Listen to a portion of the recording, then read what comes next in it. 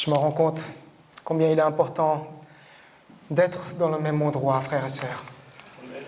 Combien c'est vraiment une bénédiction que de se retrouver au même endroit, frères et sœurs. Pour, non seulement déjà pour dire merci au Seigneur individuellement, mais aussi en tant que corps. Parce qu'il y a une grande puissance en tant que corps. Et ça me rappelle quand le Seigneur, il marchait au milieu de la foule. Voilà, les gens étaient guéris parce que les gens avaient faim et soif de vouloir obtenir quelque chose de Jésus. Et c'est vraiment une chose qu'on doit se rendre compte. On doit se rendre compte. C'est important de pouvoir se réunir. Si on ne peut pas se réunir, parce pour une raison ou une autre, c'est pas grave. On a prié. Et dans la prière, ce que je me rends compte, c'est d'avoir cette compassion aussi. D'avoir cette compassion. Même si nous sommes derrière, qu'il y ait cette compassion. Alléluia. Alléluia.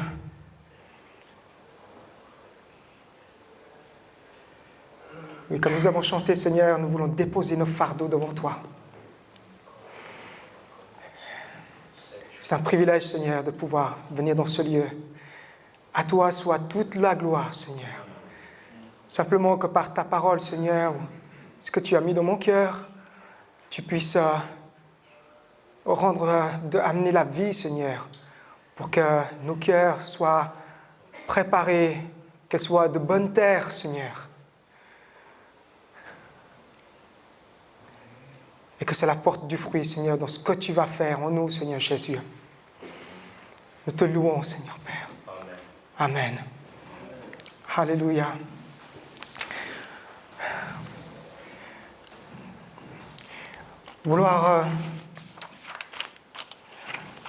C'est un grand challenge de vouloir venir dans la présence de Dieu. J'ai à cœur ce sujet, au sujet de vouloir changer. Vouloir changer parce que on reconnaît que nous voulons un changement. Et si on veut un changement, il faut que ça commence quelque part. Il faut que ça commence par une décision. On fait les choses, si on ose le dire, dimanche après dimanche, ou jour après jour, on finit par faire, avec le temps, on finit par faire les choses peut-être sans s'en rendre compte. Je peux penser peut-être aux saisons.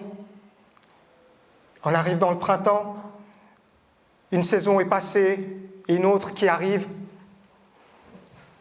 Et par la suite, une autre saison va changer jusqu'à ce que le cycle du temps fasse son œuvre. Mois après mois, année après année. C'est un peu la même chose dans notre vie, frères et sœurs. Nous sommes là. Peut-être même lorsque nous ne connaissions pas le Seigneur, on sentait qu'au fond de nous, nous voulons avoir un changement. Et même maintenant, je ne sais pas ce qu'il en est de vous. Est-ce que vous avez ce désir d'avoir un changement dans votre vie? J'étais un peu influencé par tout ce qui est rénovation, le fait de vouloir amener quelque chose de nouveau dans sa maison, ou peut-être même physiquement, lorsque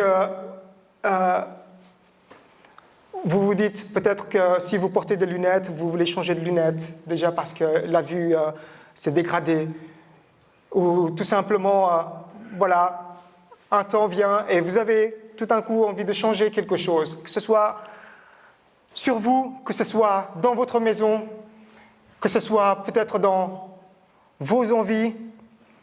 Vous voulez qu'un changement arrive dans votre vie. Pourquoi cela?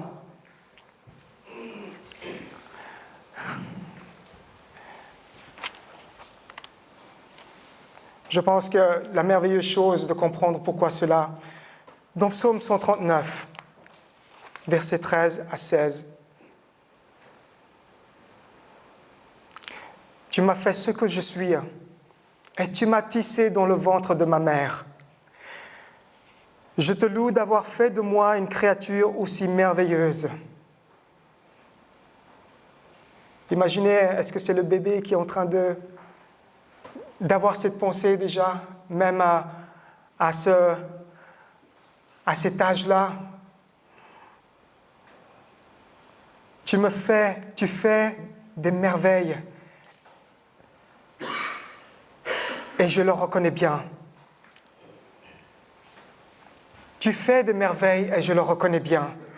Mon corps n'était pas caché à tes yeux quand dans le secret, je fus façonné et tissé.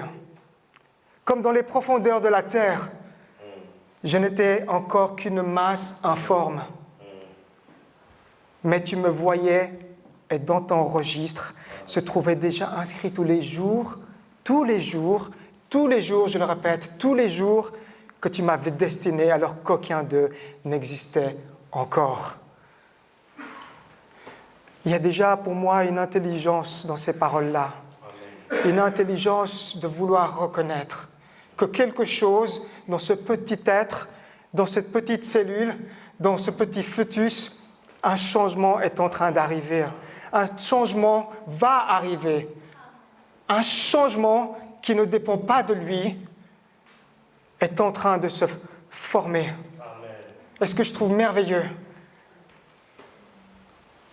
c'est que c'est lui qui m'a tissé. Dis-le à toi, frère et sœur, c'est lui qui t'a tissé. C'est lui qui t'a formé.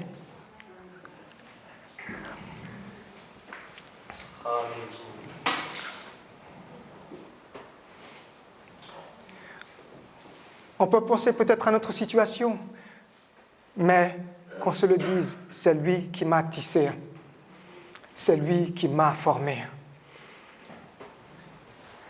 Et Job 10, 12, il dit, « Oui, tu m'as revêtu de peau, de chair, tu m'as tissé d'os et de nerfs.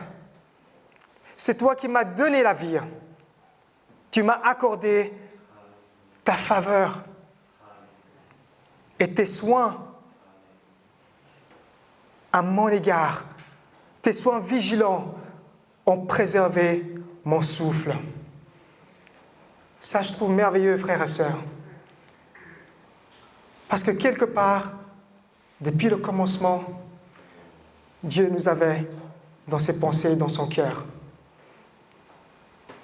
Dieu, il nous a créés, pas de n'importe quelle manière.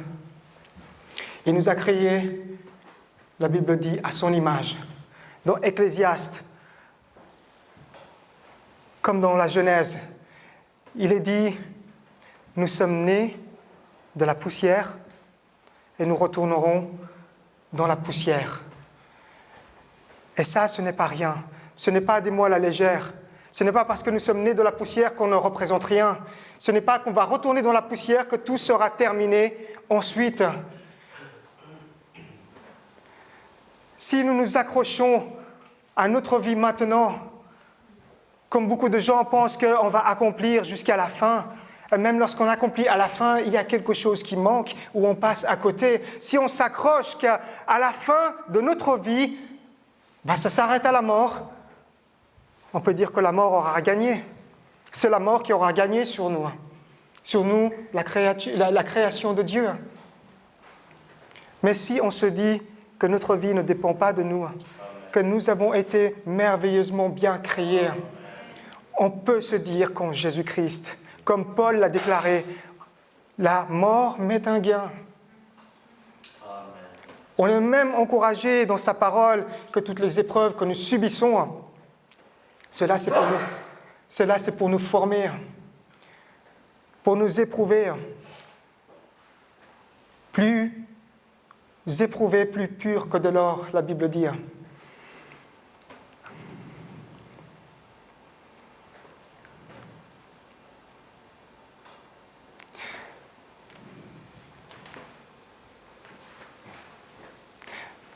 Mais est-ce qu'il y a ce changement qu'on désire dans notre cœur, comme on l'a désiré depuis le début?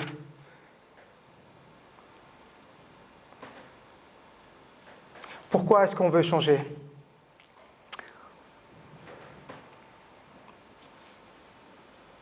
Moi, dans mon expérience, je veux changer.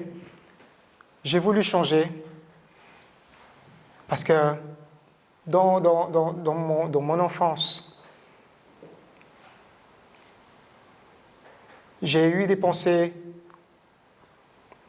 dans lesquelles je me tenais et qui, par la suite, m'ont donné beaucoup de culpabilité. Des pensées et des désirs contre nature, des désirs de faire du mal, des désirs de faire du mal, même physiquement, même dans mes pensées. Mais par la grâce de Dieu, voilà, je ne me suis pas retrouvé en prison parce que je n'ai pas commis l'acte de meurtre. Mais je sais qu'au plus profond de moi, ce sont des choses que j'aurais pu accomplir. Parce que légèrement, j'ai peut-être commis quelque chose, mais rien que ce geste, sans la grâce de Dieu, je ne sais pas à quoi cela m'aurait amené, ce que j'aurais pu devenir. Et à 16 ans, même à 14 ans, je voulais un changement parce que, au fond de moi, je me disais que je ne suis pas ce que je suis. Je peux peut-être avoir d'autres désirs, et désirs qui sont purs. Je peux avoir peut-être désirer quelque chose qui non seulement amènerait quelque chose de bon pour les autres, mais je n'y arrive pas, et c'est ce que Paul dit. Les choses bien, je n'arrive pas à les accomplir, et les choses mauvaises, je ne fais que ça. Et je me rends compte que j'avais besoin d'un changement. Amen. Et même maintenant, frères et sœurs. Alléluia.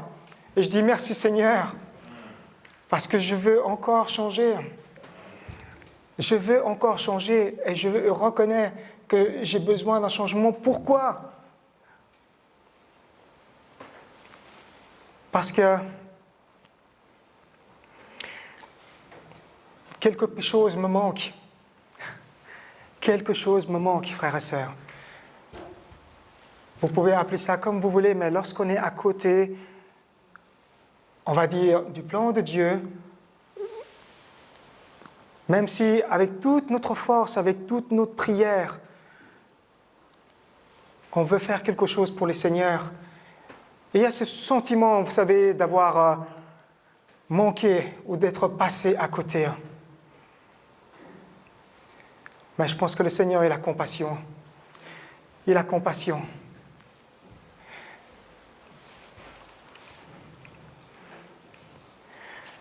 On a été créés à l'image du Seigneur, à l'image de Dieu. On a été créés à sa similitude. Il y a cette pensée qui m'est venue. On reconnaît que nous avons un grand roi, on reconnaît que nous avons un grand Dieu, on reconnaît que c'est lui qui connaît tout de nous. Depuis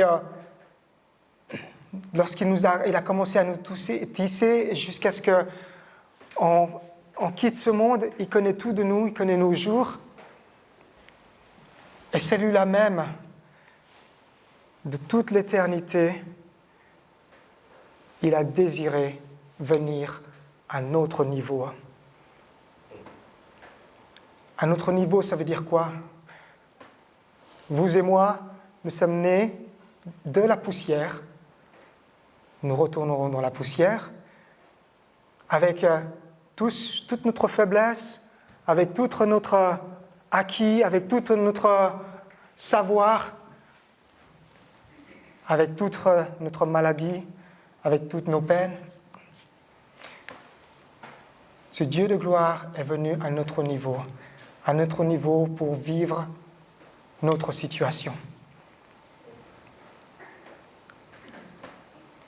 Et en venant ici, il ne s'est pas fait connaître pour dire « Je suis ton roi ». Il n'est pas venu ici pour dire qu'il était supérieur à nous. Et c'est ça qui est merveilleux, frères et sœurs. Moi-même, des fois, est-ce que je viens ici et puis je ne sais pas quelle attitude est-ce que j'ai? Ou est-ce que c'est avec compassion que je viens, frères et sœurs? Même si le roi des gloires nous a donné l'exemple de pouvoir servir, de pouvoir rester humble, de pouvoir partager la vérité pour laquelle il est venu. Et il est venu pour ça, pour partager la vérité. Parce que, contraire de la vérité, c'est que nous sommes nés dans le mensonge. Nous avons grandi avec ce mensonge, mais nous savons qu'il y a cette lumière, cette pointe de lumière à laquelle nous aspirons, à laquelle nous voulons connaître, ce peu de lumière. Mais en venant, le Seigneur a manifesté qu'il était la lumière du monde. Et malheureusement pour nous, il est la lumière du monde et nous sommes dans les ténèbres. Et nous sommes dans les ténèbres. La Bible dit qu'il n'y a pas de lien, il n'y a pas de relation avec la lumière. Et qui fait que, comment est-ce qu'on dit qu'on peut se changer? Qu'on peut changer? Comment est-ce que moi je peux changer alors que je ne suis pas compatible avec la lumière? Il y a le cœur, frères et sœurs. Ce désir de vouloir changer. Et ça commence par là. C'est de reconnaître que nous sommes loin, que nous sommes à côté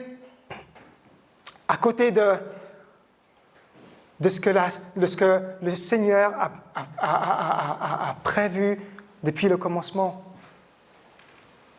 Et ce n'est pas par notre force, ce n'est pas par notre être, mais le simple fait que nous-mêmes, nous ne pouvons rien faire pour venir vers celui qui est parfait, vers celui qui connaît tout, celui qui est venu à nous.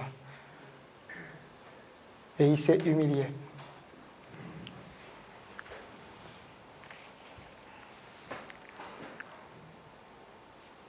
Et il a partagé la vérité. La vérité, c'est que nous avons besoin de changement. Et le changement par nous-mêmes, c'est impossible. Amen. Et le changement vient par le fait que si nous sommes créés à son image, c'est que qu'on reconnaisse que nous avons ce désir qui se tourne vers lui, que nous avons, même dans nos actes, nous voulons faire quelque chose dans nos actes qui se tournent vers lui.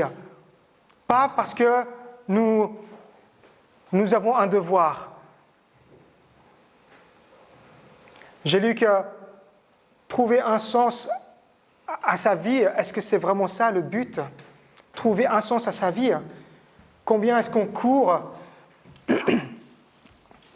1000 kilomètres pour trouver un sens à notre vie durant cette course?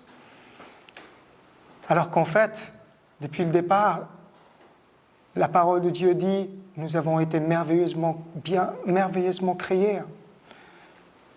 Est-ce que ça veut dire quelque chose, trouver un sens à notre vie?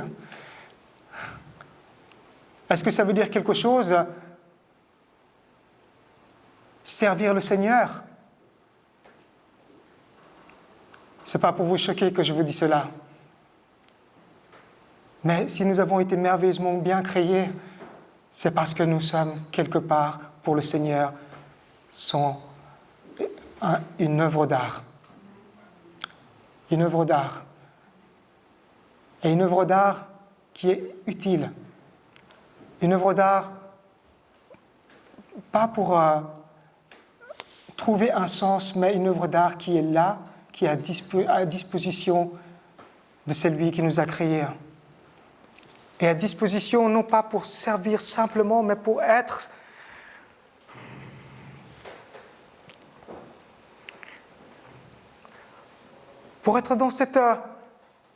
dans cette liberté, frères et sœurs. Cette liberté on se peine tellement, on se blesse, et si on se blesse, on est découragé. Si on est découragé, on se dit, mais je ne suis pas à ma place.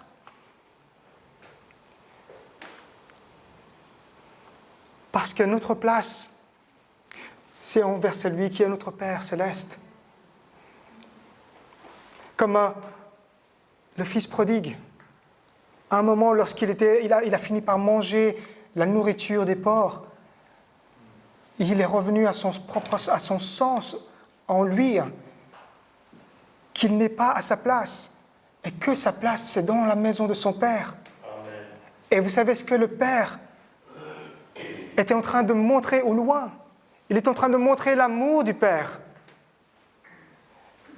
Nous, on se dit, voilà ce qu'on va faire, voilà notre plan, voilà ce qu'on va être dans 5 ans, voilà ce qu'on va être dans 10 ans, voilà au jour le jour notre plan. C'est bien de savoir où on est. Je ne dis pas le contraire, qu'il ne faut rien faire, frères et sœurs. C'est bien de savoir où on est. Parce que le changement, c'est de reconnaître que nous ne sommes pas à notre place. Si on reconnaît que nous ne sommes pas à notre place, alors nous avons besoin de tourner de direction, de changer et de se souvenir, de se rappeler que nous sommes une œuvre d'art, un chef-d'œuvre dans les mains de notre Père. Et notre Père, qu'est-ce qu'il fait? Il attend, et tout ce qu'il attend, c'est qu'on puisse revenir vers lui. Et ça, c'est son grand amour. Ça, c'est son grand amour, le simple fait ou de savoir peut-être qu'il nous attend. On a envie d'avoir ce désir de changer.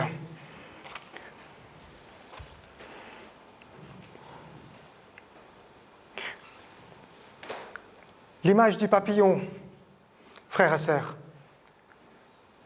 Le papillon n'était pas au départ toujours un papillon. Le papillon était une larve. La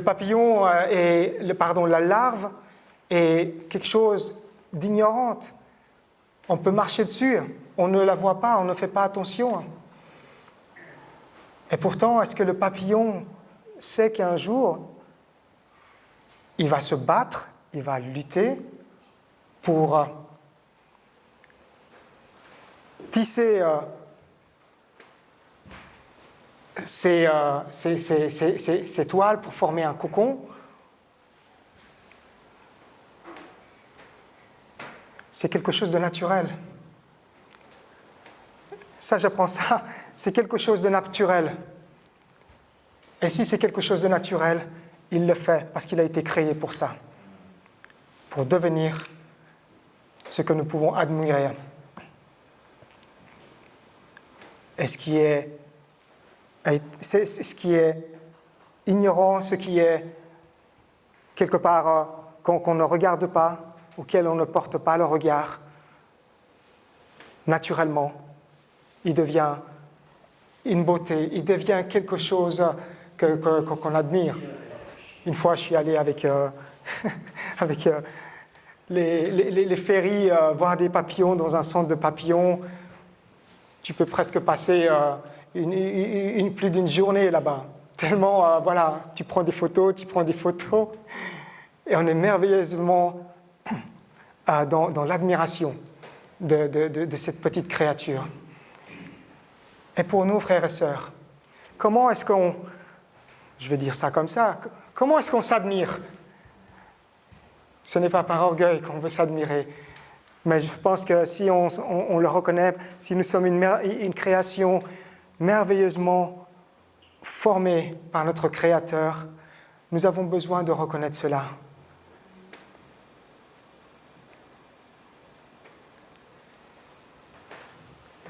Alléluia. Alléluia.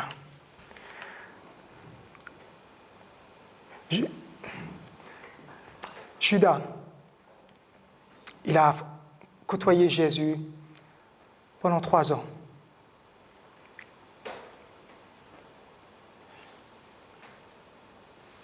Pour finir, il a vendu son ami pour de l'argent, pour l'amour de l'argent. Et à la fin, il s'est rendu compte qu'il a mal agi. Et vous savez ce qu'il a fait de cet argent? Il n'a même pas eu le temps d'utiliser. Il voulait avoir un changement, vous savez. Mais ce changement ne l'a pas permis à revenir vers le Père. Ce changement l'a retenu. Il n'a même pas profité de son argent. Il voulait les rendre aux prêtres sacrificateurs qui ont donné cela pour qu'ils puissent vendre Jésus. Et vous savez ce que les prêtres sacrificateurs lui ont dit? Ça ne nous intéresse pas. On n'a rien à faire de toi.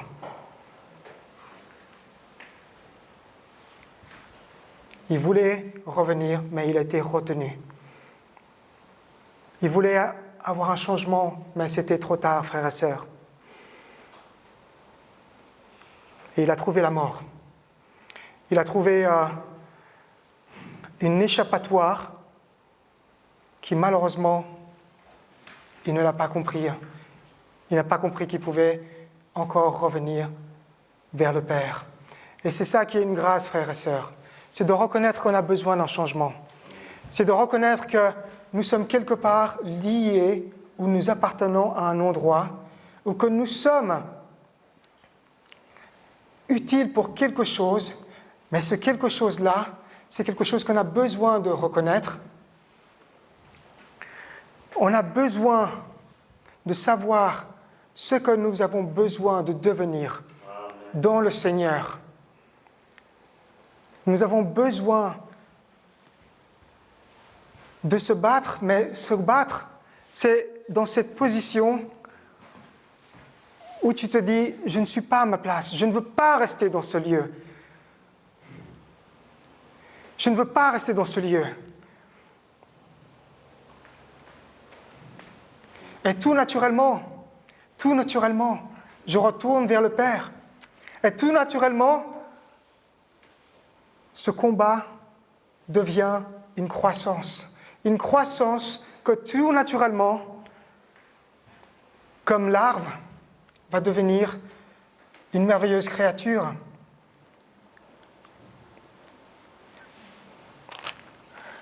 Je ne sais pas ce que vous vivez ces temps-ci, mais la parole de Dieu, ce n'est pas simplement une théorie. Il y a déjà eu beaucoup de changements en nous, mais il y a encore quelque chose qui nous aspire à devenir quelque chose, peut-être à être utile pour quelque chose, mais qu'il n'y ait pas ce sentiment de retenue, qu'il n'y ait pas ce sentiment de retenue, frères et sœurs.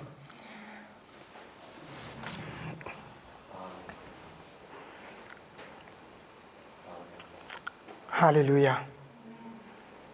Alléluia.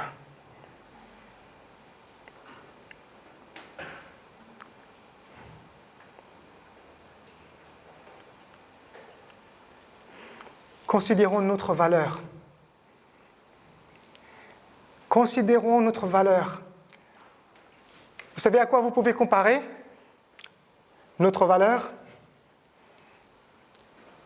Considérez le sacrifice de Jésus-Christ sur la croix, le prix qu'il a payé. Considérons ce qu'il a accepté pour nous. Et pour nous, considérons ce Dieu magnifique, ce roi magnifique qui s'est rendu à notre niveau, non pas pour dominer sur nous, mais pour nous montrer qu'il y a la vérité, qu'il y a le chemin. Et que sur ce chemin, il y a une vie pour chacun de nous, frères et sœurs. Une vie que nous découvrons, quel que soit notre état. Quel que soit notre état. Parce que Dieu nous a donné une valeur telle que nous ne pouvons pas imaginer, comme la larve ne pourrait pas imaginer ce qu'il deviendrait. Et c'est ça qui nous réjouit, c'est dans sa parole.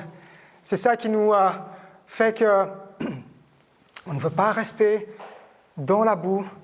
C'est ça qui fait que, Seigneur, qu'on puisse le dire, change-moi. C'est ça qui fait qu'on puisse se réjouir du lendemain, même s'il nous est inconnu, même si on sait peut-être quelque chose va nous arriver, même si cela nous est inconnu, qu'on peut se réjouir déjà maintenant, frères et sœurs. Alléluia. Et encore une fois, ce qui nous encourage dans ce lieu, c'est vraiment la compassion de Dieu. La compassion de Dieu. Dieu a eu compassion de nous, frères et sœurs, parce qu'il nous a considérés une telle valeur. Et cette valeur-là, c'est ce que nous avons besoin de reconnaître et reconnaître que nous avons un prix. Alléluia. Et ce prix-là, c'est ce Dieu tellement grand qui nous donne ce prix-là. Alléluia. Quel prix est-ce que tu te considères? C'est pas grave. C'est pas grave. Alléluia. Parce qu'il y a cette compassion de Dieu.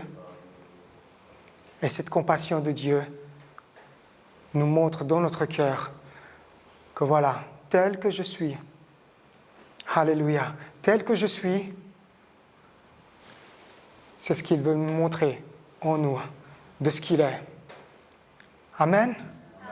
Amen. Alléluia.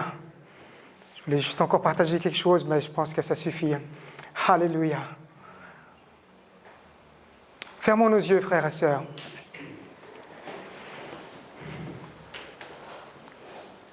Que cette compassion que nous recevons du Seigneur, que cette compassion que nous vivons les uns pour les autres, et encore cette image du diamant, frères et sœurs. Vous savez que le diamant n'a pas toujours été un minerai brillant. On dirait que c'est une grosse poussière noire, solide, mais elle s'est formée avec le temps à cause de la pression, à cause de la température, pour devenir quelque chose de plus résistant, le minerai le plus résistant qui existe au monde. Et dans sa couleur naturelle, il faut la polir. Cette pierre, il faut la polir. Et polir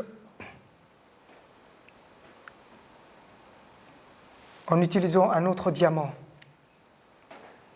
C'est ce diamant qui se met en contact d'un autre diamant qui est poli pour devenir quelque chose de lumineux. Et ce n'est pas de lui-même qu'il brille, c'est la lumière qui fait reluire la lumière à travers ce diamant. Et frères et sœurs, le Seigneur veut nous polir les uns auprès des autres.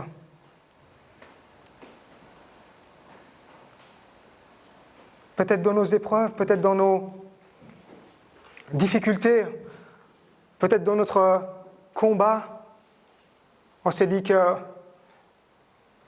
nous ne sommes pas aussi brillants, tel au départ le diamant. Mais le Seigneur, il nous fait traverser cela pour pouvoir devenir solide, pour pouvoir devenir résistant, et que sa lumière puisse briller en nous façonnant les uns auprès des autres.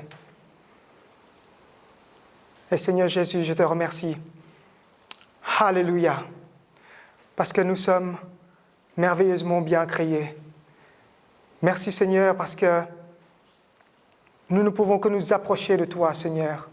Où serions-nous sans toi dans notre vie, Seigneur? Où serions-nous? Merci pour cette grâce. Merci Seigneur pour cette bonté de pouvoir nous approcher de toi, Seigneur.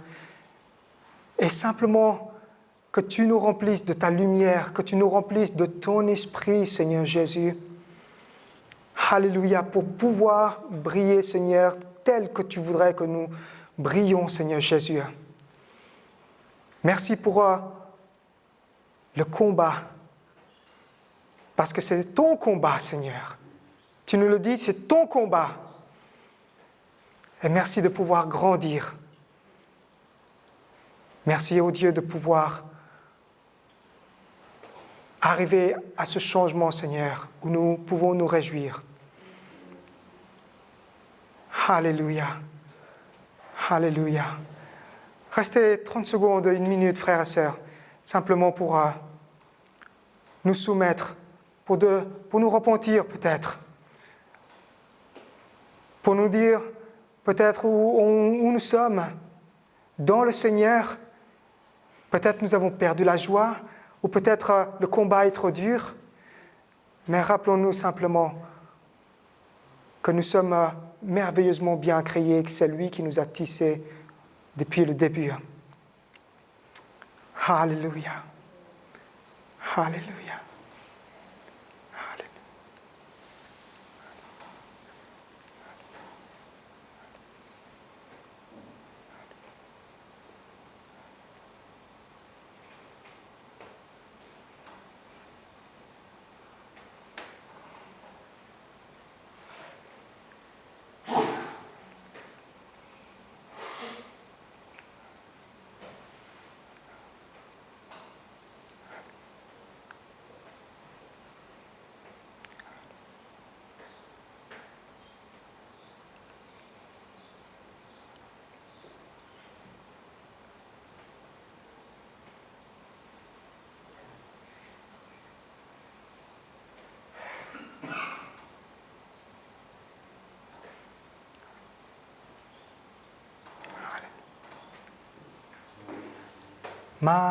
Majesté, louez sa majesté. À Jésus, soit louange, gloire et honneur. Majesté, louons sa majesté. Alléluia.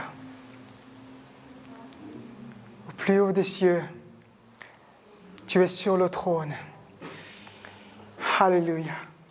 Ô majesté, louez sa majesté. À Jésus soit louange, gloire et honneur. Majesté, à lui la majesté. Alléluia. Au plus haut des cieux, toi qui règnes sur le trône. Alléluia. On te loue, Seigneur Jésus. Œuvre, Seigneur. Continue à œuvrer, ô Dieu, en nous. Amen. Amen.